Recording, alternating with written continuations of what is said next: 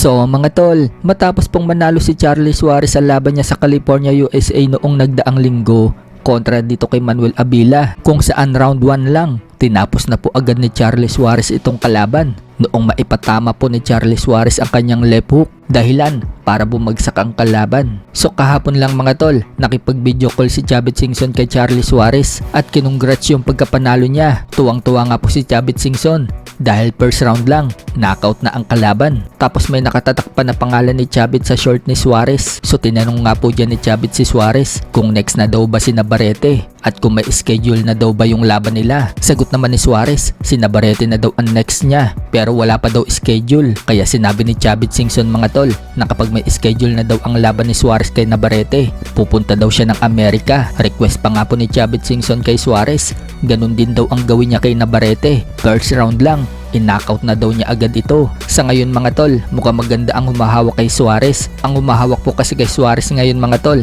ang promoter ni Sebastian Pundora at David Benavides na si Samson Likiewicz. So sana si Navarrete na talaga ang sunod na makalaban ni Suarez. Binabalak kasi ni Navarrete mga tol na makipag-unification dito kay Usyaki Foster. Pero dahil nanalo po itong si Suarez mga tol, baka gumawa na ng paraan ang WBO para paglabanin na si Suarez at Navarrete. Sa kabilang banda naman mga tol, ngayong linggo na po ang bakbakan ni Tim Tszyu versus Errol Spence Jr. sa bansang Australia. Nagbigay po ng opinion sa laban na yan si Sean Porter. Para kay Sean Porter mga tol, advantage daw yan para kay Spence. Sa estilo, mas dihamak na mas maganda daw kay Spence. Flat-footed daw kasi itong si Tim Tszyu mga tol. Kapag flat-footed ka daw, nababawasan daw yung bilis ng kamay mo. Bagamat mahilig daw si Tim Tszyu na bumato ng kombinasyon, nakatutok lang daw ang ulo ni Tim Tszyu.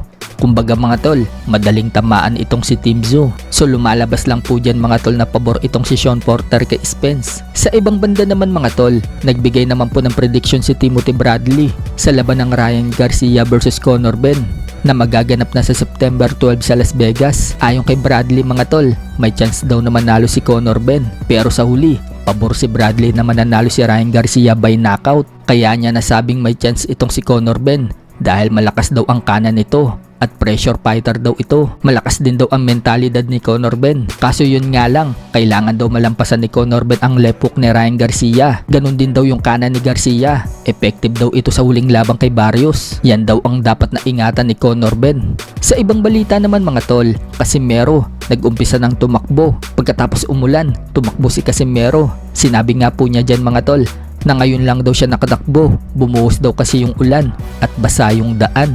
Samantala, Mark Magsayo, pumuputok ang mga suntok.